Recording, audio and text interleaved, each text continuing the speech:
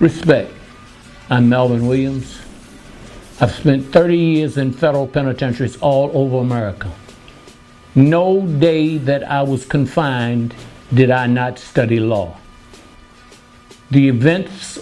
Some events of my life brought about an HBO series called The Wire, of which I played the deacon.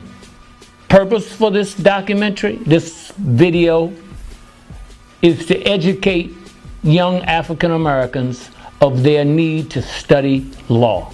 If you were stopped in a motor vehicle, the first determination you would have to make is if you had violated some rule or procedure for driving. Second, if there is some violation of your vehicle, light out, light broke, improper turn. After determining that none of those are in effect, then you simply wait for the officer to approach your vehicle, and you have your hands clearly where he can see them, either on the steering wheel or out of the window. And then you listen very carefully to what he has to say and comply. License, registration. Usually he will tell you what is the basis for his stopping and asking you for your license and registration. In the event that he does not, then at that time you ask him and see what the determination brings. If he thereafter asks you to search your vehicle, the answer is always no. The mere fact that he asked lets you know that he doesn't have the authority to do so. And there's certainly no reason for you to give him authority that the Constitution hasn't given him. With that, you continue to wait and see what and where the next question or line of questions go. What happens if the police ask you to get out of your vehicle and to sit on the ground as they proceed with their process? Well, the controlling case for a police officer's judgment of what goes on in your vehicle is contingent to Terry versus Ohio. And the consequence to the police officer is always that there are things that are within your reach while you're sitting in your vehicle that can cause him discomfort. So for that reason, he might want you out of your vehicle. That way you can't reach into the glove compartment where there might be something to cause him harm. Having you sit on the ground, having shown no reason why you have done anything to sit on the ground, does not reach the level of police authority. Okay, so they can't make you sit on the ground. He should not make you sit on. He can make you. He's the only guy in town with a gun. So if he tells you to get on the ground, certainly you should get on the ground.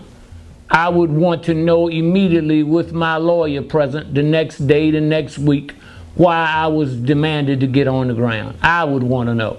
But what should you do if and when they search you and they do find something they consider to be illegal? Why do you need to determine why you were searched? You were gotten out of your car and searched, and for what reason? What probable cause had you given him to ask you to withstand a search or just to search you? That's a violation of the Fourth Amendment unless he defines exactly what and why he has elected you and why he has chosen to search you.